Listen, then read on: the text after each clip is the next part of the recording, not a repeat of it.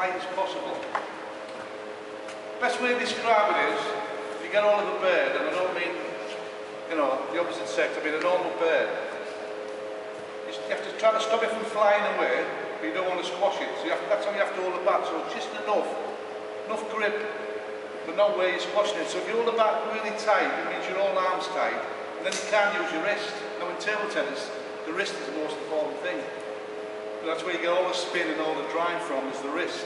If your wrist's tight, it means you're just pushing the ball, rather than driving the ball and spinning the ball. So your wrist, all the bat, as light as possible. Now don't let it follow your arm, but at the same time, you're better off holding it too light rather than too heavy, yeah? Okay? Now, to exercise, the first one, we're going to do a serve and receive. And the thing in table tennis now, the serve and receive, it's so important, it's unbelievable. You can't return the serve well, or you can't serve well. You beat before you start, because you can have all the good shots in the world, but if you can't get past the initial first ball, you're finished. So you need to do, I reckon every 3 exercises you do, if you practice them, one of them should be serve and receive. So, what we'll do now, the server will serve, the receiver touch it back. Now the ones that touch back, if someone really chops the ball and you can't flick it, you have to be able to touch it. So you have to learn to touch it short or touch it long. If it's chopped, it's more easier to touch it short. But if you don't read the ball and it's topspin or float, it's go straight up in the air. So you have to watch the wrist and watch the ball. The chop ball, mostly, if it's chopped, you can't see that. You can't see the stand. The trouble is, it's safe, it's topspin, you can't see.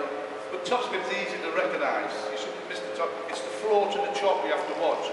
So if the stand is blurred, it's chopped. That's one way. The other way, you have to watch the wrist. Watch where they catch the ball. Is a racket open or is it closed? Things like that. So you have to have something where you have to. Everybody has different ways of doing it. After a while, you learn the chop ball will come through quicker than the float ball. The float comes through a little bit slower, but you have to play someone a couple of times before you learn this. You know what I mean?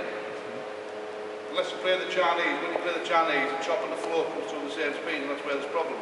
But don't worry about it, you're not playing against Chinese. So, it's no use just sticking your bat there and open. So, the first thing we'll do, we'll chop and float it. If it's chopped, just touch it short. The server then touches it back. The other person then flicks it, then it's free. Right? So serve, just touch it short.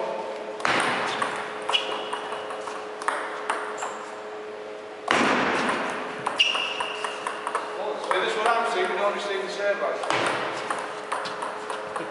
1-3.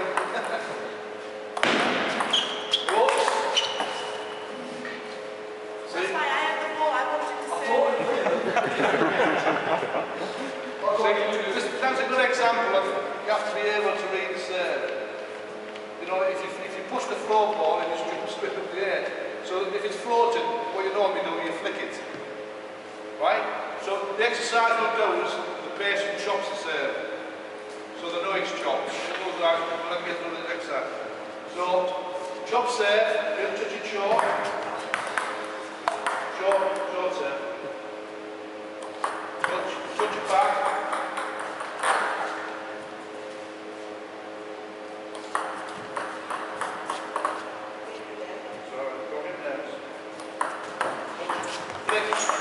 That's it.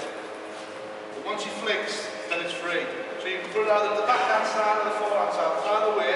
So it's serve, touch again, and then flick. Right? Okay, go. You got that? Serve, the receiver pushes the ball long, then it's free. But it's important for the server that when the ball comes long, you get him with a topspin. Don't serve and then push.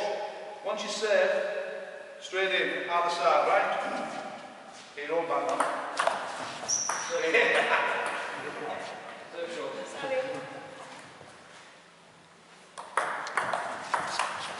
it. In position first before you start the shot. Don't play the shot until you're in position.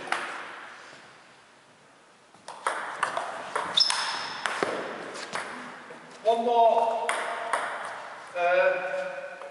hint, or whatever we call it. When the person hits the ball, you've got to watch the ball off the person's back and judge where it's going to bounce. What you don't do is wait for the ball to bounce and then decide to move. So you watch the ball off the bat, and so you see where it's going to go. By the time it's bounced, you're in position. I think a lot of you watch the ball, watch it bounce, and then you start to move. You've got to watch the ball off the person's back and judge through the air where it's going to bounce. So the time it bounces, you're already there, yeah? So Michael's going to push it back, ball bounces, you're in position. Don't wait for the bounce before you get in position. By the time the ball bounces, you watch the ball through the air, and then you're there. There you go, and you're in. That distance applied when you receive the serve, applied all the time. Watch the ball off the person's back and judge where it's going to bounce. Don't wait for the ball before you decide to move. Okay, right.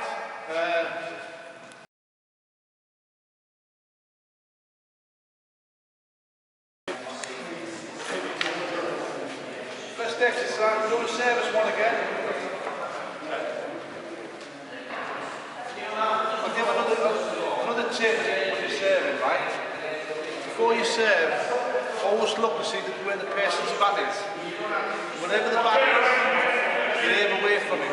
See, a lot of people look at the bat and they seem to aim for the bat.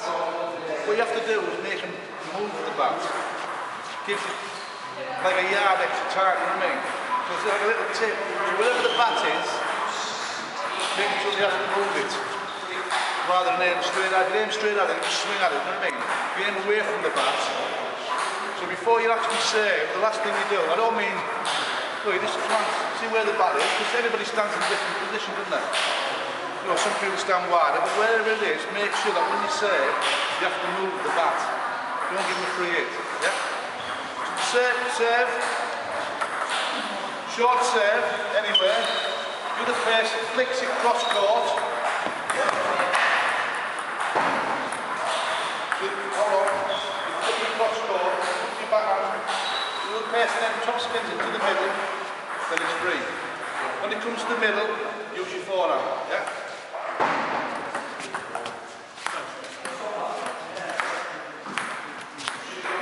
Do a little top spin serve so that you can flick it easy enough. Flick. Don't forget, when you flick it, it's from the elbow, not from the shoulder, it's from the elbow. If you try to flick it from the shoulder, the gem will get away and smash it back. You have to flick it from the elbow. That's it. So you go cross court, with the person serving in the middle, and it's free. Go. That's it. Yeah, good. That's where 4 to 5 point valleys. Still good with the backhand, Steve. Go to the backhand, you flick it cross court again. Again, if it's short, you move in. Don't wait for the ball to come here.